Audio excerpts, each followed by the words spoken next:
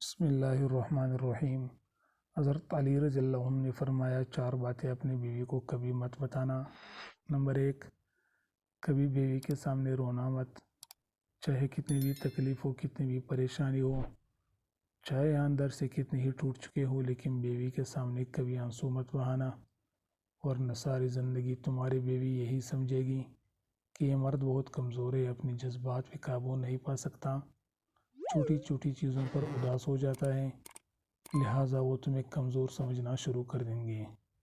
Number 2، بیوی کے سامنے اس کے گھر والوں کی برائی مت کرنا، کیونکہ ایک عورت جب شادی کرتی ہے تو وہ اپنا گھر چھوڑ کر آتی ہے، لیکن اپنے ماں باپ کبھی کوئی نہیں چھوڑ سکتا۔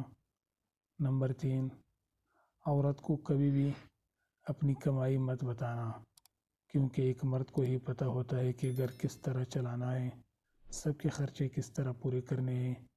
ہاں، عورت کو اس کا خرچ ضرور دیں، اس کی ضروریات کا خیال رکھیں۔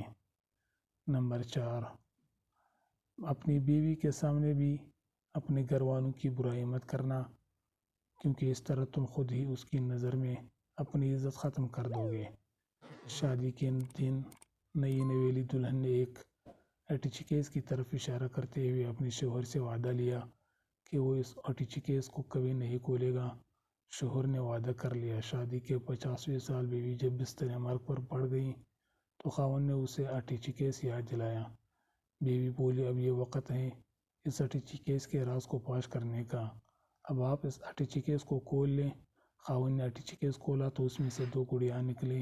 خاوند کے پوچھنے پر بیوی بولی، میری ماں نے مجھے کامیاب زندگی کا راز بتاتے ہوئے نصیحت کی تھی کہ غصہ پی جانا بہت ہی اچھا ہے، اور ماں نے مجھے طریقہ بتایا تھا کہ جب یہ اپنے خاوند کی کسی بات پر غصہ آئے تو تم بجائے خاوند پر غصہ نکالنے کے گڑیا سی لیا کرنا۔ تو مجھے جب بھی آپ کے کسی بات پر غصہ آیا تو میں نے گڑیا سی لی۔ خاوند 2 گڑیا دیکھ کر بہت خوش ہوا کہ اس نے اپنی بیوی کو کتنا خوش رکھا، کیونکہ بیوی نے 50 سال کی کامیاب زندگی میں صرف 2 گڑیا ہی بنائی تھی۔ محبت میں شدت میں معنی نہیں رکھتی، محبت میں عزت معنی رکھتی ہے۔